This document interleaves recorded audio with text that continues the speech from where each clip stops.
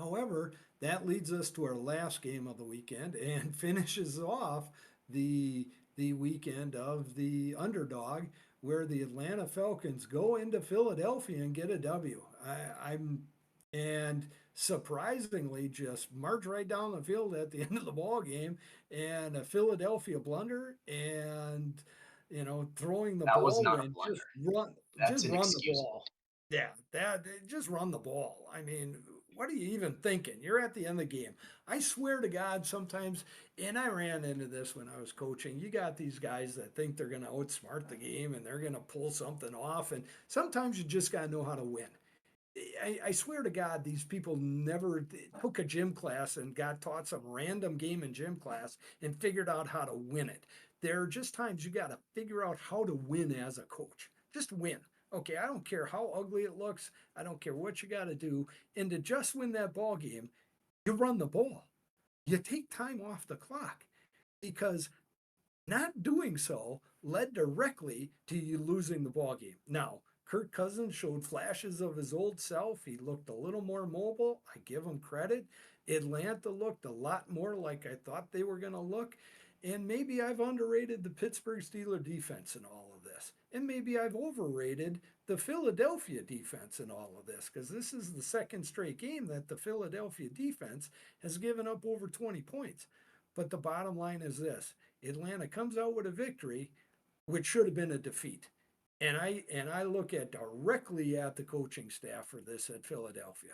This is not on, you know. I mean, where was Saquon Barkley for points and times of this game running the ball, not throwing to him, where has had a he has dropped the ball a few times when it's been passed to him, but running the ball. Give this kid 20, 25 touches in this game. I don't know. Philadelphia just really frustrated me. But what'd you have to say? And I know what the coach said. Maybe that's part of the reason why I'm frustrated. Yeah, we had Philly minus the 6.5. Thought they'd come back home, that extra day, so the travel wasn't as big of a deal. Uh, you mentioned Saquon. He ran the ball 22 times, 95 yards. Also had 4 catches on 5 targets, so he did get those 26 touches. Um, so like, yeah, this completely comes down to our bet aside. Um, you cannot throw the ball on that third down. Like you can't. I don't know what they were thinking offensively. I don't know if it was an RPO and Hertz just decided he was going to throw it. Um, you ran all over him all day for over 185 yards. And you can't give an NFL team that life. Um, on the flip side, credit to Kirk Cousins. I thought he showed. We talked about it a little bit last week. I thought he showed a little bit more mobility, which we were worried about. Bijan Robinson looked good once again, just short of 100 yards from him on the ground. Also had a couple catches. Um, it really comes down to the Eagles' defense is still struggling.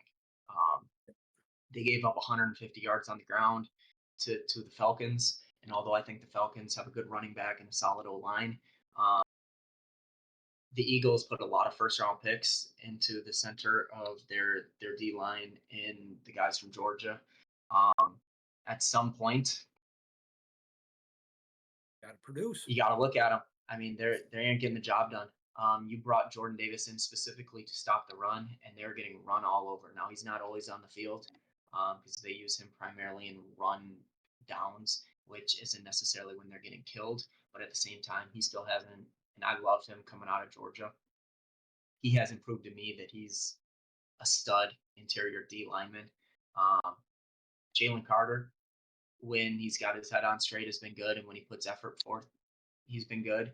But you don't get that every time. And I think they definitely are missing Fletcher Cox. I Oh, think 100, everybody talked 100. about the Kelsey retirement and not as much about losing Cox, and that's come back to hurt. Um, Yep, Tush yep. Push looked better, I thought, than it did against the Packers. Now, could that be credit to the Packers defensive line potentially? But I thought that was back, and those short, also small concerns about that play not being what it was without Kelsey, I think that was squashed. Um, we didn't really have anything on the total in this game, just the spread. Not how we wanted to end our week, but it is what it is. Again, the Eagles had a blunder that is inexcusable, and to be completely honest, I think it should be a fireable offense. You can't do that. You directly cost your team a win.